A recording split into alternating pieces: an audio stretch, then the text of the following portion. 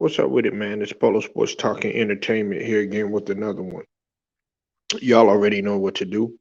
Make sure you hit that like button, hit the subscribe if you're not a member of the channel, and also hit the notification so that you're able to get each and every one of my videos. Okay, now Draymond Green has came out and pretty much has put a stamp on how he feels about this year, stating that he's revitalized. Um, he's reestablished his love for the game or rediscovered it in those words. And, you know, he has love and joy. He's found his love and joy for the game and the passion again. Now, let me say this before I go ahead and get started. I don't have anything personal against Draymond. All right. Now, I don't like some of the antics that he does. I don't like, or he's done in the past. I feel strongly about that. You know what I'm saying? But he he is who he is as a as a player and as a person, and I definitely didn't like the way things went between him and KD, and I stand by that. I stand by that. If somebody wants to come up in here and you know say that they feel differently, go ahead. I can definitely understand that. You got your opinion, I got mine. Now, in terms of his play, some of the things that he's done has been questionable. But the one thing that you can't deny is the effort that Draymond Green has given. Now, some people question his effort or have questioned his effort when he had got the $100 million contract or whatnot signed with Clutch Sports, and then after that, they felt like he was lagging in terms of his play. Now, I know that there's some speculation, as to why his play had diminished or whatever. Some people feel like, okay, well, he didn't have a combination of Clay and Steph that one year. And then it had to, be put, pressure and the weight on his shoulders and everything to be that main guy. And some people felt like, he was unable to uphold expectation. Then there was some other people, that really didn't know the backstory. And the backstory was that he was dealing with injuries. I think he had trouble with his heel or his foot or whatnot. You know what I'm saying? But nevertheless, that's them days are long and gone. And now he's back revitalized. And he said that he wants to go ahead and get back to that DPOY level. He had won a defensive player of the year um, one time, and he said he also wants to be in the All Star again. And those are good goals, and everything. Now, as much as I respect Draymond and what he wants to do, look, man, let's let your play do the talking. You've already done what you need to do. What's up with it, Matt Moses? What's up with it, TJ Sports from Boston? I see you in the building. And I disagree with you, Matt Moses. Draymond's not a bum. He's not a bum. I'm not gonna call him a bum. I'm not gonna call him trash. You know what I'm saying? He may not he may not appeal in terms of his his personality to everybody. You know what I'm saying? And maybe the way that he plays might not be up to everybody's uh, standards or whatnot. But I'm not gonna call Draymond a bum. You know what I'm saying? So, uh, but let's just go ahead and let's put this in perspective though. You got to go ahead and just continue doing what you're doing, man. You know what I'm saying? You don't need to talk anymore. You don't need to say anything. Don't say, okay, we're gonna shut the haters up. We ain't gonna do it. And look, just get back and keep on playing winning basketball like you've been doing. You see, Steph is quiet. You see, all the guys on the teams are quiet. Look, you don't even need to say anymore. And I think that's one of the things. that rubs people the wrong way about Draymond. You know what I'm saying? Now he is who he is. He is who he is as a player. He is who he is as a person. There's not going to be anything that you could do to change that. But I think a lot of people will respect you a lot more if you just don't even say anything and just let your play and do the talking. Because Draymond Green is having a hell of a season. He's having a hell of a season. You can see it in the way that he's playing, and you can see it, in terms of his impact, because the team is winning again. You know, he is putting up, you know, 8.1 points, 7.6 assists, and 7.5 rebounds a game, and he's playing at a high level, of course, on defense.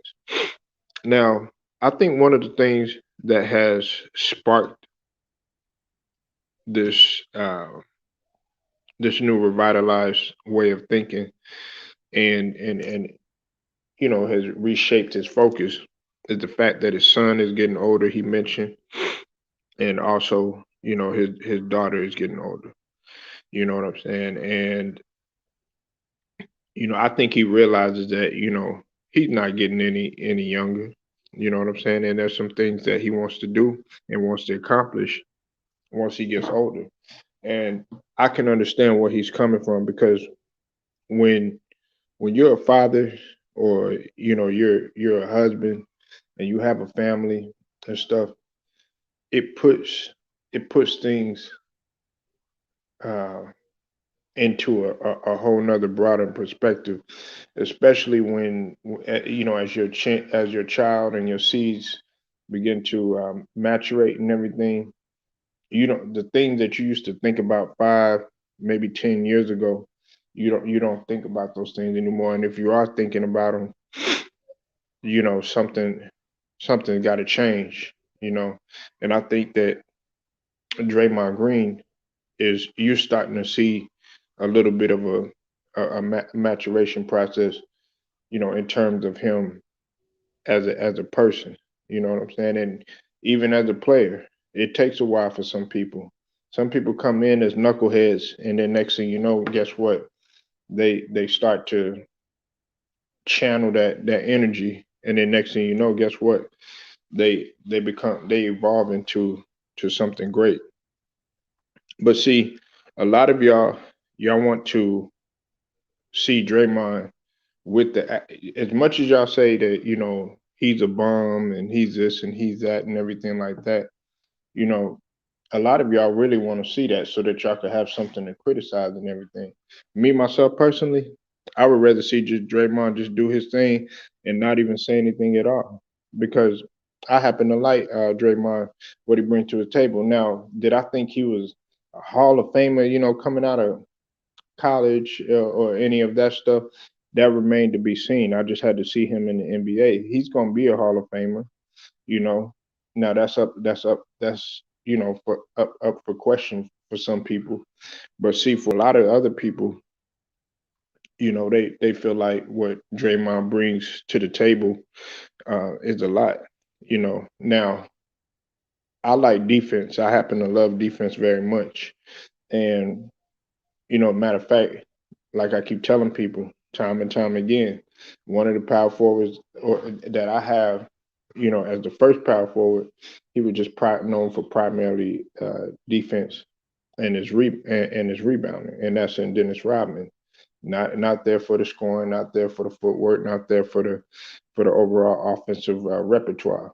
You know, and when you said I agree with that 100%. Yeah, and if you don't, hey, that's on you. You know, listen, I never come on here because I know a lot of guys in the LDBC feel some type of way about Draymond. They don't like this about this person. They don't like that about that person.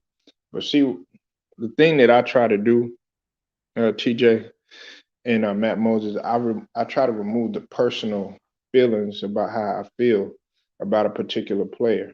You know, because you never really get to see the value in how they truly are. You know what I'm saying? Like for instance, Rasheed Wallace. I absolutely couldn't stand the way some of the things that Rasheed Wallace did, especially on the floor, him getting texts and stuff like that. But I'm not going to sit here and deny the fact that dude was wasn't a hell of a player. You understand what I'm saying? I can't stand the fact that Damian Lillard, he wants to play hero ball all the time, right? Can't stand it. He'll never play that winning. He'll never win being successful playing the way that he plays. But am I going to deny that he's an all world talent? Hell no. Nah. You must be out your mind. You know. So that's the thing with Draymond. You know what I'm saying? I don't. It, you know, if if Draymond would have came to the Sixers, I'd embrace him. You know what I'm saying? Because I know that, what he brings to the table, and regardless of what you want to say, he has a championship on his resume. Now can he be, the main player or, that superstar, all that other stuff? Nah, because he's had his chance to do that or whatever. But that's not his role. You know what I'm saying? But I just think he just needs to just still continue to play winning basketball. You see that Andrew Wiggins, he's letting his play do the talking, and that's the same thing that I'm sorry about that. James Wiseman is gonna have to do when he gets back, and of course that's what Clay always brings to the table. You see, Clay rarely talks, and then when he does talk, it's really not that much, or unless he has to, be forced to by the media to say a couple of things.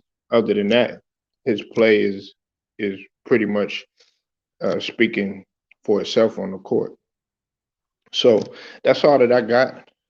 Make sure you leave your comments, like this video, share it, subscribe, hit them notifications too. Make sure y'all go subscribe to that boy TJ Boxing and Sports. Until then, it's Polo Sports Talking ENT, man. I'm gonna get at y'all later.